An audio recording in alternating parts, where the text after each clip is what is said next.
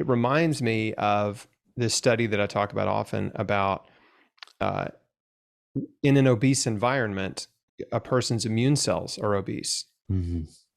And this is relatively new research.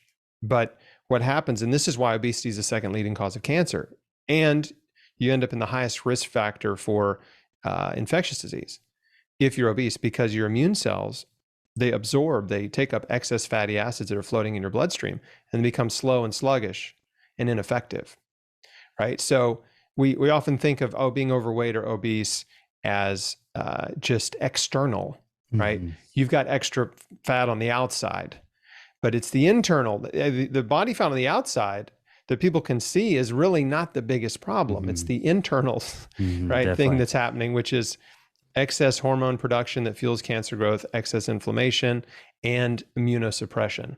Mm-hmm. And so the empowering, the message is sort of two-pronged. One is, hey, being overweight or obese is way worse for you than you realize.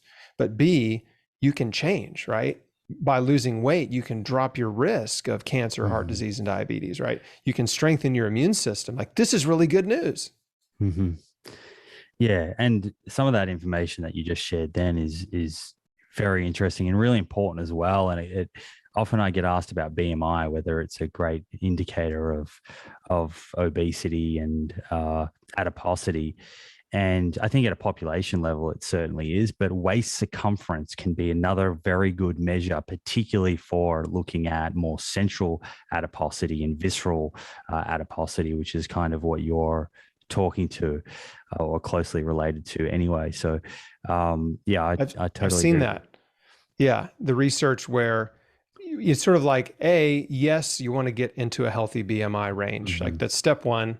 If you're overweight or obese, let's get you into a healthy BMI. And then step two is, I've seen that research where people with a healthy BMI, quote unquote, but they have excess belly fat, are still subject to the risks of being overweight or obese, right? That's what you're talking Yeah, about. and if you take two people with that are overweight or obese, there is a stronger argument for some of those people may have a greater preference for fat storage more subcutaneously, not centrally, and you'll see it more around their sort of hips and thighs area.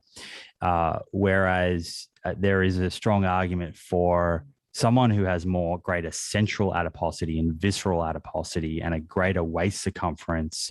That's the kind of person who you would generally want to see more aggressive weight loss in, because they're at even higher risk than the sort of former person that I described there.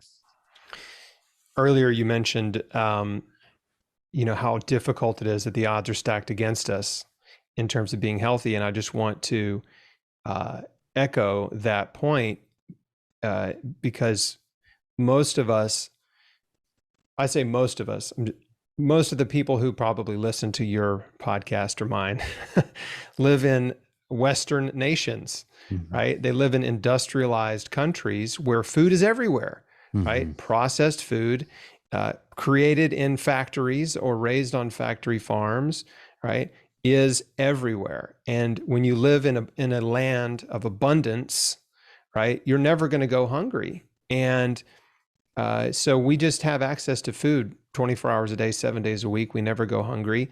And it's easy to gain weight for most Mm-hmm. people when food is everywhere.